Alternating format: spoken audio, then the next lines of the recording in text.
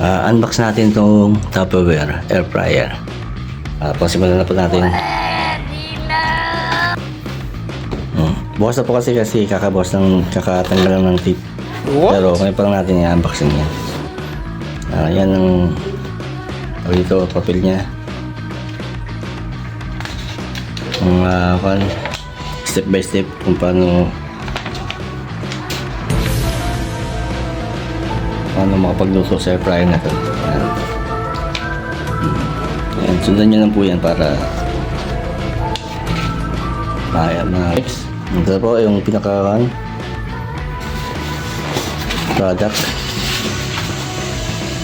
Ito, styro. Alisin na rin yung para sa safety.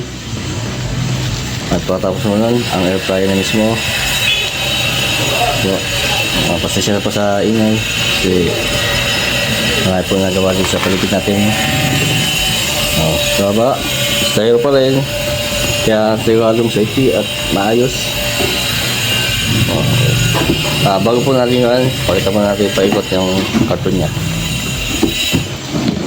Yan yung drawing ng air fryer. Tupperware, kaya matibay. Tupperware, baka naman. Ito po ang air fryer na mismo. Pasensya po sa ingay sa paligid. Ito. From the top of the product, nakita niyo yung sulat na Tupperware. Ang tatak na mahusay, matibay. Guaranteed tested. So, silyado po, may tip pa. So, isa po natin alisin.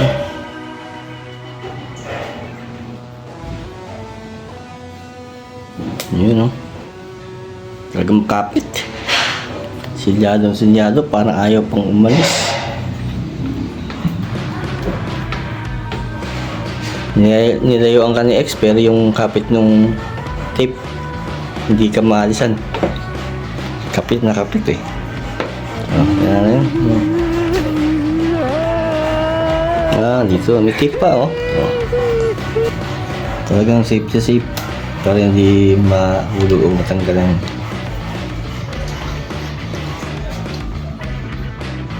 Nalagyan dahan-dahan ni Idol Pogi.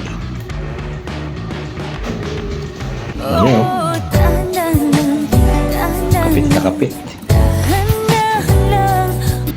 Ano po? Ayan na. Nabuksan na. Sa loob may karton pa. Silyado. Safe na safe.